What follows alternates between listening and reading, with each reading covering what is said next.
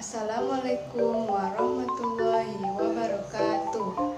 Saya Puspa Helmeti Putri dari Universitas Pahlawan Tuanku Tangusai, Prodi S1 PGSD, semester 6 kelas A.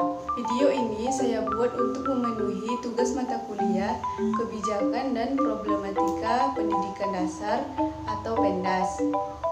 Nah, di video kali ini saya akan menjelaskan buku pengantar pedagogik dalam kurung ilmu-ilmu mendidik yang ditulis oleh Dr. Haji Burhanuddin Salam Agustus 2011. Nah, di buku ini terdapat 8 bab. Bab yang saya akan jelaskan yaitu bab 1, yaitu problematik pendidikan _ pedagogik. Nah, di bab 1 ini terdapat 5 poin. Poin yang pertama yaitu relevansi teori pendidikan. Poin yang kedua yaitu hakikat pendidikan. Poin yang keempat yaitu ilmu pendidikan sebagai ilmu normatif.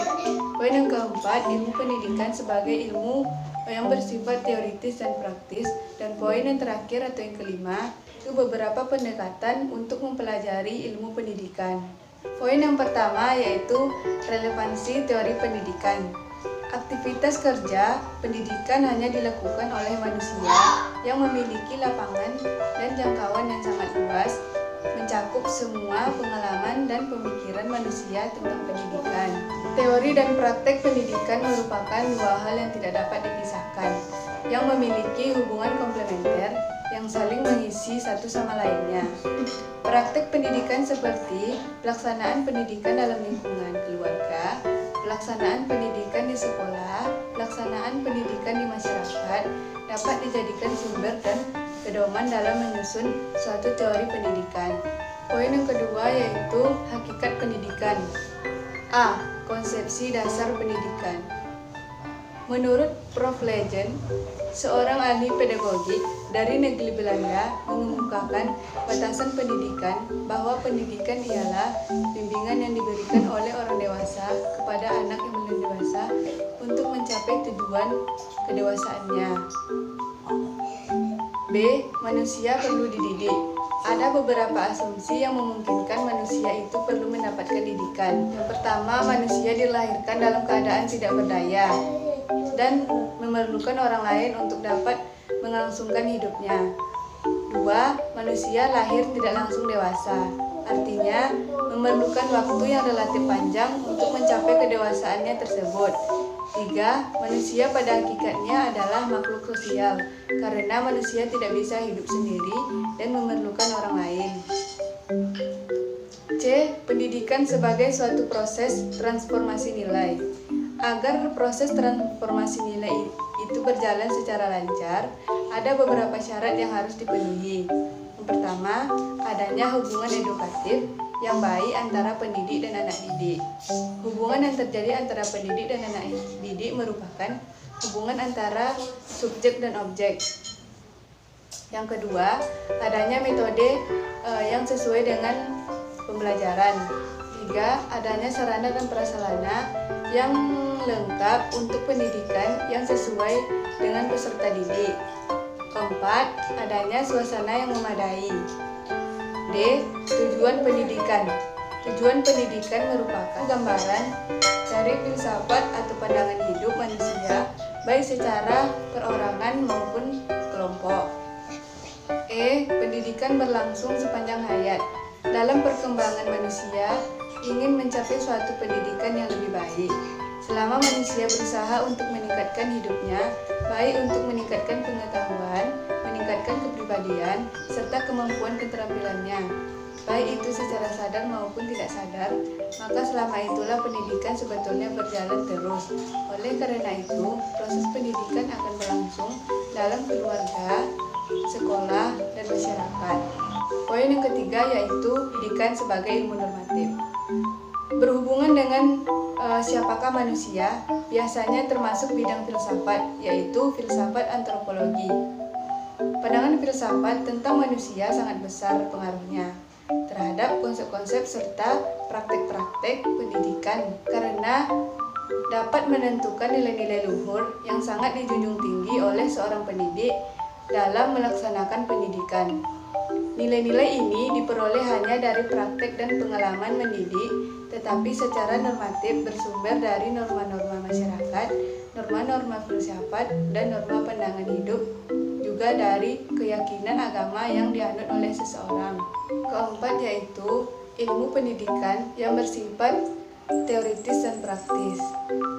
Pada umumnya, ilmu mendidik tidak hanya mencari pengetahuan deskriptif tentang objek pendidikan, melainkan ingin juga mengetahui bagaimana cara sebaiknya untuk berfaedah terhadap objek didiknya.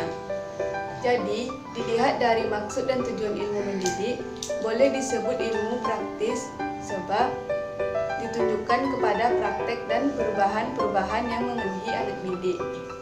Dalam rangka membicarakan ilmu mendidik teoritis, perlu diperhatikan sejarah pendidikan. Dengan mempelajari sejarah pendidikan, telah terlihat pandangan-pandangan teoritis yang dapat dipakai sebagai peringatan untuk menyusun teori pendidikan.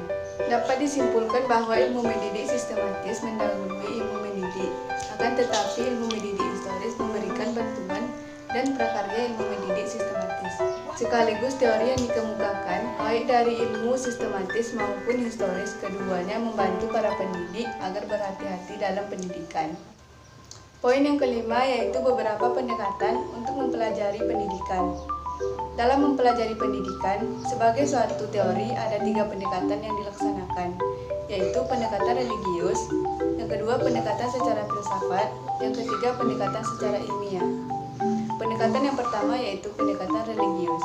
Pendekatan religius terhadap pendidikan berarti bahwa ajaran agama dapat dijadikan sumber inspirasi untuk menyusun teori pendidikan yang dapat dijadikan landasan untuk melaksanakan pendidikan, yang berisikan kepercayaan dan nilai-nilai dalam kehidupan dapat dijadikan sebagai sumber untuk menyusun suatu teori pendidikan.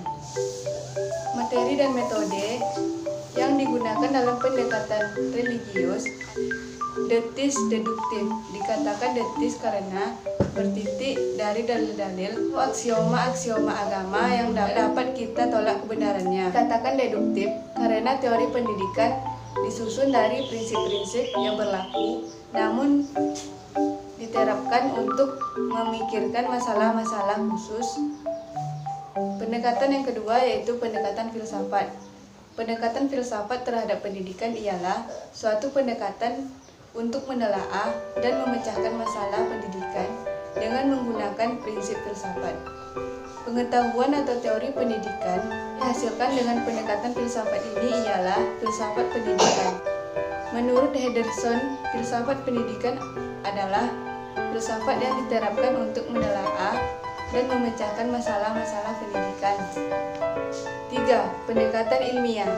Pendekatan ilmiah terhadap pendidikan yaitu suatu pendekatan terhadap pendidikan dengan menggunakan ilmu untuk mempelajari, menelaah, serta memecahkan masalah-masalah pendidikan. Teori dengan pendekatan ilmiah ini disebut ilmu pengetahuan pendidikan atau of education. Cara kerja yang digunakan ialah sebagaimana prinsip-prinsip dan metode-metode kerja ilmuwan.